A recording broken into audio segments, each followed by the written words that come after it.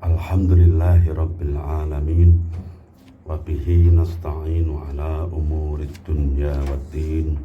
Wassalatu wassalamu ala ashrafil mursalin Sayyidina Muhammad wa ala alihi wa sahbihi ajma'in. Amma ba'du. Mitra Persada FM yang dirahmati Allah, kita bersyukur sekali karena kita masih mendapatkan kesehatan secara fisik maupun secara rohani, kita juga sehat, sehingga termasuk orang mukallaf yang harus melaksanakan kewajiban-kewajiban agama. Di samping itu, mari kita bersama-sama memperdalam ajaran agama kita melalui siaran radio Persada FM ini. Mudah-mudahan apapun kegiatan kita bernilai ibadah. Amin ya Rabbal Alamin. Mitra Persada, hari ini sampai surat Hud. Surat Hud ini berada di juz 11 Al-Quran kita. Jadi kemarin sudah sampai ayat 4 yang menceritakan tentang keadaan kitab suci Al-Quran, ya. Kitabnya itu global, kemudian ada yang terperinci. Adapun yang global diperinci melalui hadis-hadis Nabi Sallallahu Alaihi Wasallam. Di situ di ayat 1-4 itu juga ada perintah istighfar, bertaubat kepada Allah. Ternyata ada imbalannya, yaitu akan diberi kesenangan oleh Allah. Jadi sa'atur rizki, kajembaran rizki manakala kita mau bertaubat. Ini seperti di dalam surat Nuh, ya. Yursilis sama'a 'alaikum midrara wa yumdidukum bi amwali wa banina wa yaj'al lakum jannatin wa yaj'al lakum anhara. Banyak sekali faedah orang yang beristighfar itu. Di surat Nuh tersebut diturunkan hujan, kemudian dengan hujan itulah tumbuh tanaman-tanaman yang hasilnya itu dinikmati oleh manusia. Maka kita hendaknya memperbanyak taubat, memperbanyak istighfar. Selain juga di dalamnya itu berkandung maksud bahwa kita mengakui akan kesalahan-kesalahan kita. Orang yang mengakui kesalahan ini susah, artinya mencari orang yang mengakui kesalahan ini susah. Nah, kita dibiasakan mengakui kesalahan-kesalahan itu kepada Allah Subhanahu wa Ta'ala. Allah memberi motivasi, kalau mau istighfar maka aku beri begini. Nah, gitu. Bahkan dalam hadis Nabi Sallallahu Alaihi Wasallam, man lazimal istighfar ja'alallahu lahu min kulli hammin faraja wa yarzuqhu min haitsu la yahtasib.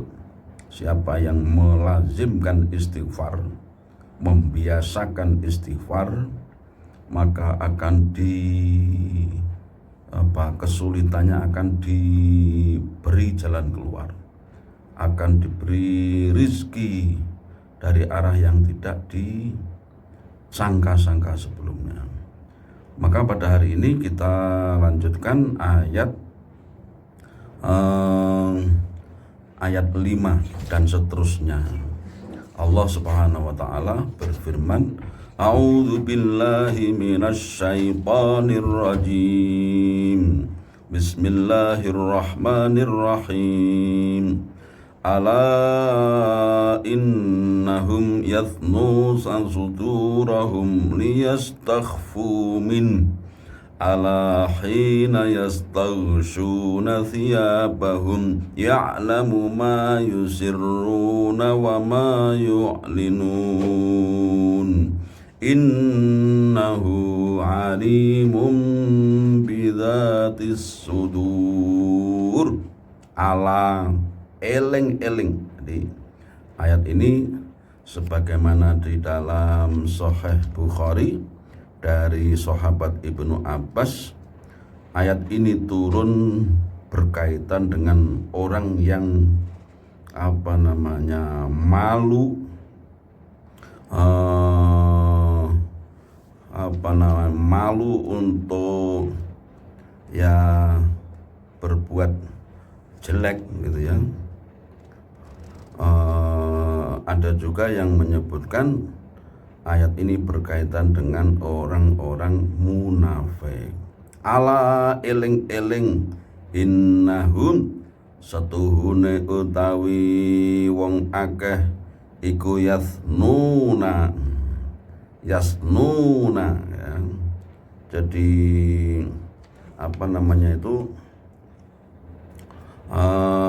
mengarahkan sudurahum ing pira-pira dadane wong akeh liyastaghfu supaya amrih samar sapa wong akeh minhu saking Gusti Allah ayillahi ala hina yastaghshuna ala eling-eling hina yastaghshuna nalikane nutupi sapa wong akeh thiyabahum ing klambine pira-pira klambine wong akeh yataghattuna biha ya'lamu mongko ngerteni sapa Allah taala halih maha luhur sapa Allah ma ing barang yusirruna kang nyamarake sapa wong akeh wamalan barang yuklinuna kang ngedengake sapa wong akeh fala yughni istighfa'u, maka ya tidak bisa, artinya Allah selalu tahu baik itu diperlihatkan maupun disembunyikan. Maka ketika manusia menyembunyikan urusannya, apalagi urusan-urusan yang jelek disembunyikan, orang lain tidak tahu, hakikatnya Allah itu tetap mengetahuinya. Ini menjadi petunjuk bagi kita manusia ini supaya hidup dengan kehati-hatian, karena Allah maha mengetahui. Kalau kita baru batin saja Allah tahu, maka orang itu diharapkan kalau batin atau ya mempunyai keinginan untuk berkata atau berbuat dalam hati saja, itu supaya dalam hal-hal yang baik saja. Anak wong pincang batin wong kok elek batin itu ya ndak oleh. Walaupun ketika ayat tentang Allah itu akan mencatat yang di perbuatan yang lahir maupun yang masih di dalam pikiran atau hati, para sahabat itu keberatan Kanjeng Nabi, masa kita batin saja udah dicatat jelek. Akhirnya turunlah ayat la yukallifullahu nafsan illa wus'aha. Allah tidak membebani seseorang kecuali yang dimampui. Yang dimampui itu ya yang perbuatan lahir, perbuatan yang sudah dikerjakan. Adapun yang masih di batin, orang kan sulit, makanya tidak dicatat sebagai kejelekan. Ini merupakan keuntungan tersendiri bagi umat Muhammad SAW. Tetapi bagaimanapun kita harus membiasakan batin wong itu batin yang baik. Wong itu Allah yang menciptakan seperti itu. Manusia kemudian menganggapnya sesuatu yang jelek. Justru manusia yang sempurna, dia akan bersyukur, alhamdulillah saya tidak bernasib seperti orang itu. Nah, ini adalah ajaran Islam. Maka tidak ada lagi kesempatan untuk memikirkan orang lain yang sifatnya buruk-buruk itu. Karena memikirkan kesalahan sendiri itu sudah banyak sekali. Innahu setuhune utai Gusti Allah iku alimun, zat kang mudanani bidzatis suduri kelawan apa yang ada di dalam hati. Ai bima fil qulub, tegese kelawan barang fil qulubi kang tetep ing dalam pira-pira ati. Wa ma min dabbatin lan ora saking apa itu ya sesuatu yang melata, termasuk manusia, binatang, fil ardi ing dalam bumi, illa 'alallahi kejaba ing ngatasé Gusti Allah apa rizquha, rizkine dabbah. Ini merupakan jaminan dari Allah ya. Jaminan dari Allah, manusia yang hidup bahkan hewan saja itu dijamin rizkinya. Ya burung itu pagi kan lapar. Tidak ada burung yang pagi-pagi tidur gitu. Dia cari rizki pagi-pagi. Nanti kalau sebelum maghrib itu sudah mendol itu. Ya telehnya itu sudah berisi makanan yang penuh, ini sudah kenyang. Manusia yang punya pikiran, punya anggota badan, punya keahlian, wah masya Allah. Insya Allah ya, karena sesuai dengan janji ini akan diberi rizki. Orang yang punya anak itu biasanya kalau punya anak kan istilahnya dijoki, dicukupi oleh Allah. Hari ini tidak ada, besok tidak ada, tapi waktunya terakhir finish deadline ternyata ada. Inilah keajaiban dari Allah yang memberikan rizki kepada manusia. Tetapi manusia harus tahu bahwa rizki itu kadang-kadang ya sedikit, kadang-kadang banyak. Ya memang hidup di dunia ini selalu ada ujian. Belum nikah enak bebas, tapi tidak punya pasangan, wah susah. Punya pasangan senang, belum punya pekerjaan susah. Sudah punya pekerjaan belum punya anak susah lagi. Punya anak senang, anaknya nakal susah lagi. Anaknya sekolah sukses senang, setelah sukses belum punya pekerjaan susah lagi. Itulah hidup manusia. Maka kita menerima keadaan itu, bersyukur, selalu memohon pada Allah. Insya Allah semuanya akan selesai. Wa ya'lamu lan ngudaneni sapa Allah mustaqarraha ay maskanaha, nggon netepe dabbah fid dunya ing dalam dunya, awis sulbi utawa ing dalam tulang sulbi, tulang yang ada di tubuh manusia ini. Allah itu tahu ini lahir dari ibu ini anaknya ini, itu semua sudah takdir Allah. Saya sendiri seandainya bisa mengandai-andai, saya pengen anaknya orang kaya, orang pinter, orang ganteng dan seterusnya. Tapi ya jatahnya nggak ada orang kampung, anaknya petani dan seterusnya. Itu semua harus diterima. Wa mustauda'aha lan nggon akhire dabbah ayil mauta tegese patine awir rahima utawa rahime. Jadi tidak bisa seorang ingin saya lahirnya dari gua garbone ibu itu, ya tidak bisa. Atau matinya di mana, saya pesan matinya nanti pas begini, tidak bisa. Kanjeng Nabi itu dalam suatu kesempatan ketika bersama rombongan jenazah, bersama orang banyak, kemudian dia ngambil barang sesuatu, kemudian digeduk nih di bumi 3 kali, digeduk nih di bumi, dipukul-pukulan ke bumi. Kemudian beliau bersabda, ma minkum min ahadin illa apa namanya, yudau maq'aduhu minan nar wa maq'aduhu minal jannah. Au kama qala Nabi sallallahu alaihi wasallam. Tidak ada satu orang pun dari kalian kecuali sudah ditetapkan tempatnya di surga atau di neraka atau di surga. Wes dicatat dadi ahli swarga apa ahli cilaka neraka. Para sahabat nyetok gitu. Nah, kalau gitu apa gunanya kita beramal, jeung Nabi? Kan sebaiknya kita tawakal saja karena sudah ditakdirkan begitu. Kanjeng Nabi menjawabnya dengan sesuatu yang menjadi penyelesaian.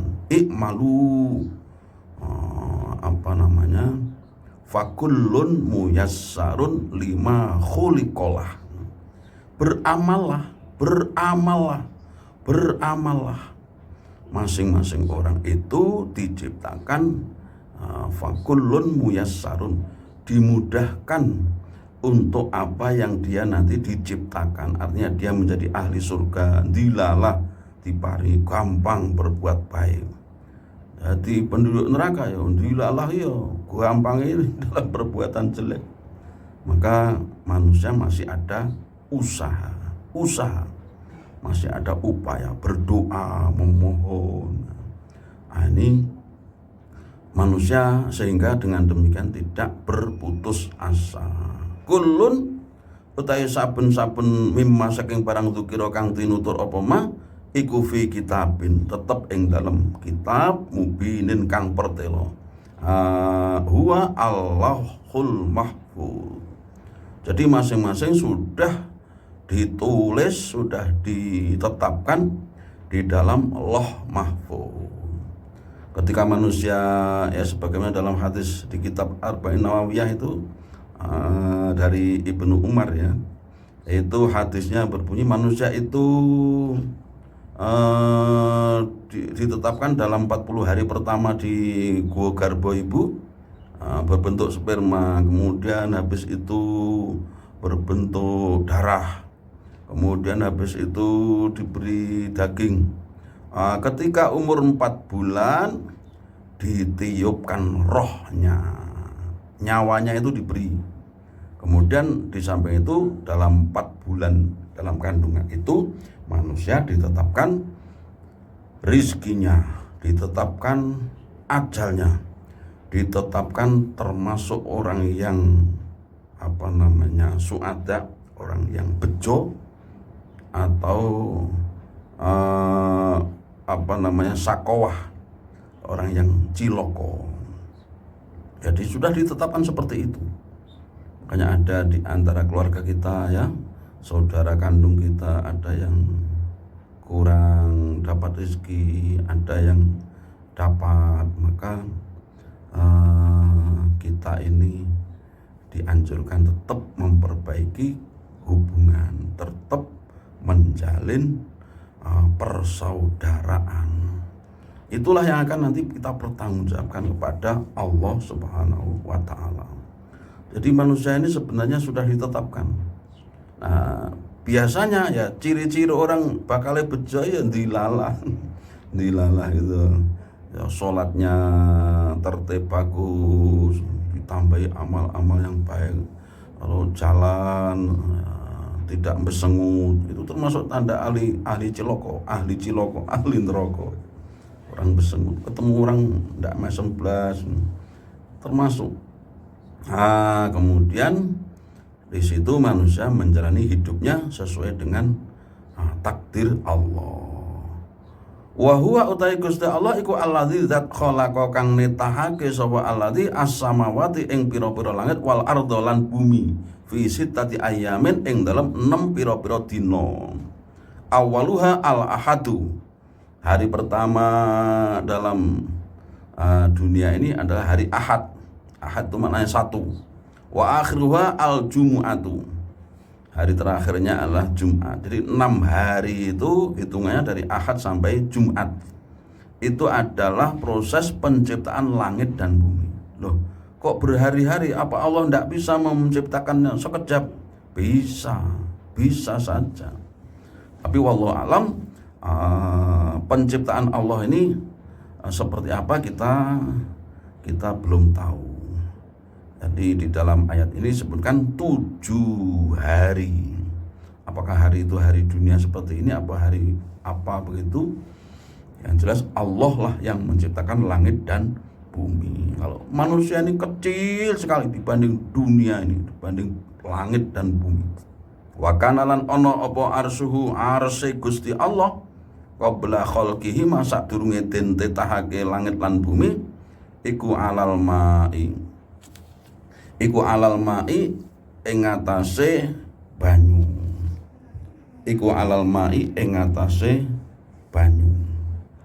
Jadi arsnya Gusti Allah itu berada di atas air. Ini kita juga belum tahu apakah air laut, apakah air apa.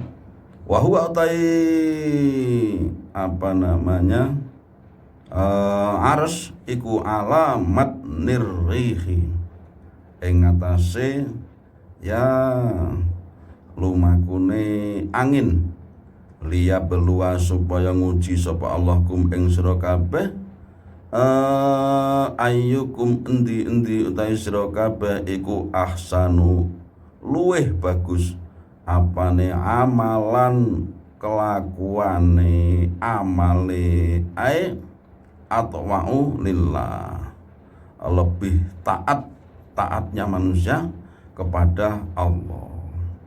Jadi semua itu ternyata mengandung ujian.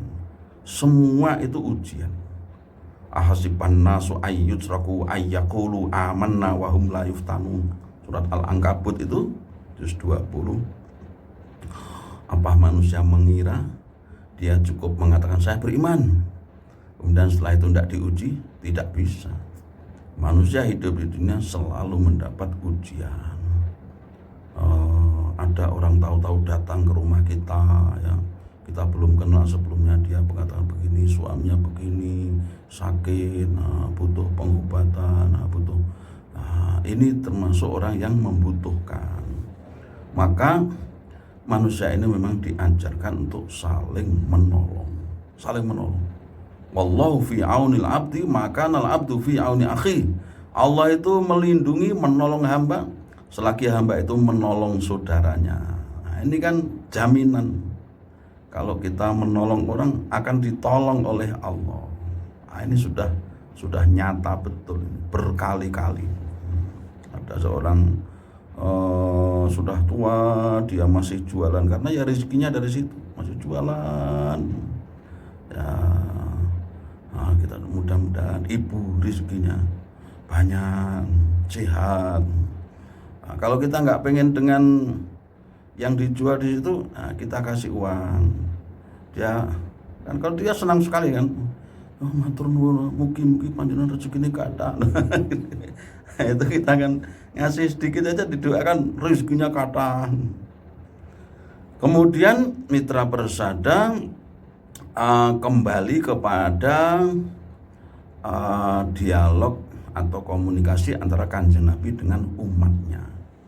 Wala ingkulta lan yakti lamun ngucap sapa sira ya Muhammad wa Muhammad lahum kedue kaum wong terutama orang-orang yang belum beriman, innakum setuhune utahe sira kabeh iku mab'utsuna den utus sapa sira kabeh den bangkitake mimba dil mauti saking sause pati layaku lan yakti ngucap temenan sapa alladzina wong akeh kafaru kang kufur sapa alladzin ucapane in hadza ai ma hadzal qur'anun natiqu bil ba'thi walladzi taqulu illa sihrun mubin.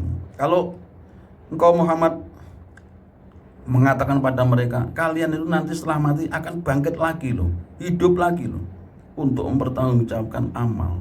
Maka orang-orang kafir itu mengatakan, Quran sing ngomong ning ngono kuwi ya termasuk omonganmu Muhammad itu tidak lain hanyalah sihir mubinun kang nyoto. Sihir Kalau di juz 12 itu kan apa namanya, mashurun, mashurun. Muhammad itu disihir sehingga dia ucapannya kayak wong deleming. Jadi apa namanya, komentar atau tanggapan dari orang-orang kafir dan musyrik kepada Kanjeng Nabi itu adalah bahwa Kanjeng Nabi itu disihir sehingga Kanjeng Nabi itu menyampaikan ayat, menyatakan menyuruh menyembah pada Allah, itu omelan-omelan yang tidak jelas karena kena sihir gitu. Ya Allah, ini ucapan orang-orang yang tidak tahu. Bagaimana sikap Kanjeng Nabi menghadapi seperti itu? Kanjeng Nabi itu pada waktu hijrah ke Taif dilempari batu sampai berdarah-darah. Kemudian turun malaikat mau memberikan azab kepada orang-orang mereka itu yang melempari. Kanjeng Nabi berkata, jangan. Aku masih berharap anak mereka, keturunan mereka, ada orang-orang yang menyembah Allah. Allahumma di qaumi fa innahum la ya'lamun. Ya Allah, berikan hidayah kepada kaumku karena memang mereka hari ini belum tahu apa yang aku bawa ini adalah hal yang baik, hal yang benar. Jadi namanya orang belum tahu itu ya ucapannya macam-macam kan, komentarnya. Namanya belum tahu. Kalau sudah tahu ya diam, akan taat mengikuti. Maka kita di sini menghadapi orang-orang yang belum paham tentu harus bersikap sabar. Kita terangkan begitu. Nah, ini termasuk dakwah yang persuasif. Dakwah yang persuasif itu mengajak, merayu, membujuk. Jadi dakwah atau ajakan itu namanya mengajak.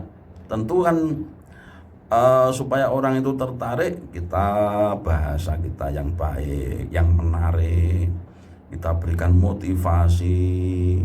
Man shallal isya fi jama'atin kana kaqiyami nisfi lailatin. Siapa yang sholat isya berjamaah seperti ibadah setengah malam.